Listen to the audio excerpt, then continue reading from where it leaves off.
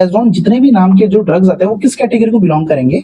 वो कॉर्टिकोस्टेरॉइड को बिलोंग करेंगे। अब कॉर्टिकोस्टेरॉइड कहाँ काम आता है? Welcome back to the new video guys. आज हम ड्रग सफिक्स के बारे में बात करेंगे। अब ड्रग सफिक्स यानी कि ड्रग्स के नाम में कुछ ऐसे कॉमन टर्म होते हैं जिसको जानने के बाद आप पता कर सकते हो कि ड्रग किस काम आता है, ड्रग का यूजेस क्या है।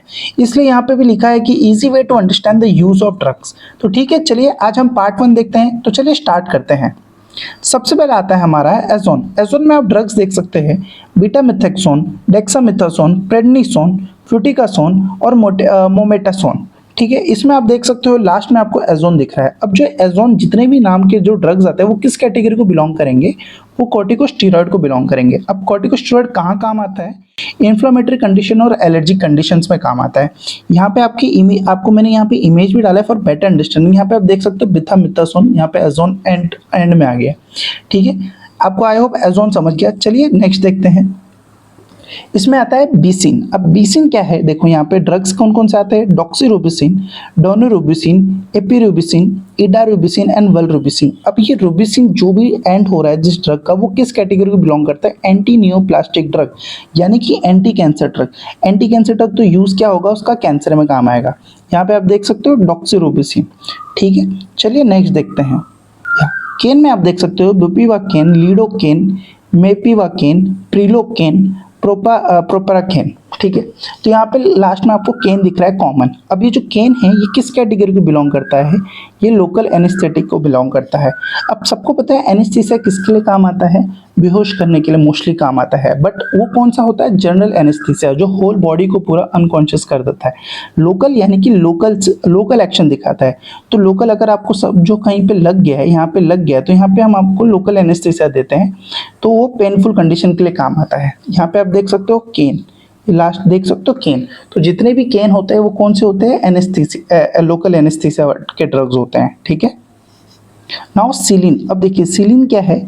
सिलिन में कौन कौन से ड्रग्स आते हैं? Amoxicillin, ampicillin, dicloxacillin, nafcillin, oxacillin.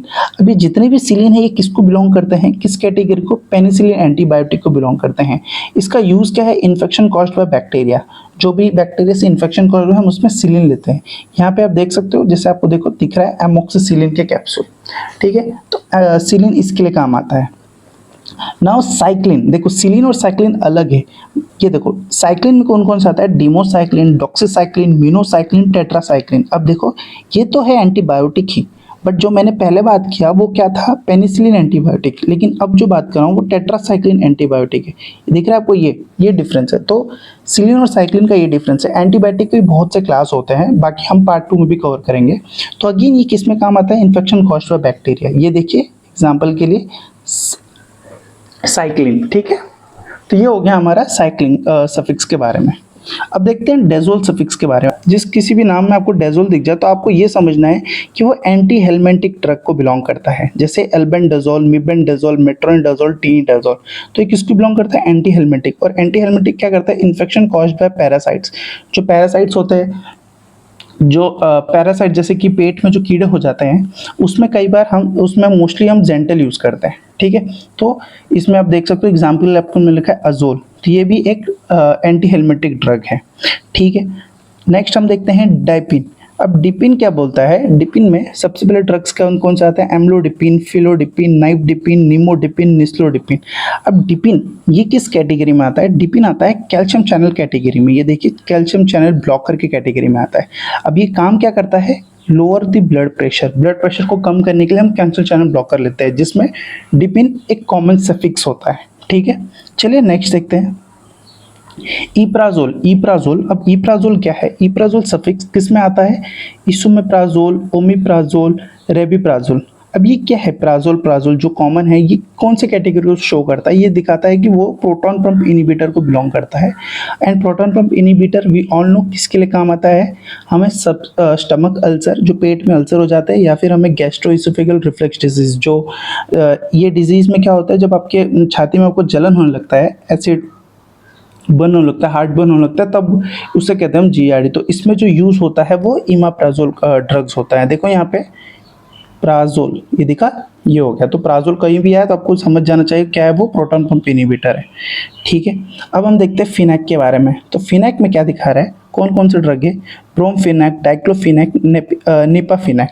अब देखिए फिनैक नाम आया तो क्या याद रखना है आपको, कैटेगरी आपका है उसका नैनसेड है, ठीक है। एनसेड non steroidal anti inflammatory drug, एनसेड बोलते हैं इसको, non steroidal anti inflammatory drug. इसकी यूजेस क्या है, relief pen, reduce inflammation and bring down high temperature, यानी कि फीवर में भी कई बार काम आ जाता है। यहाँ पे आप देख रहे हो, ये देखिए फिनैक दिखा, ठीक है।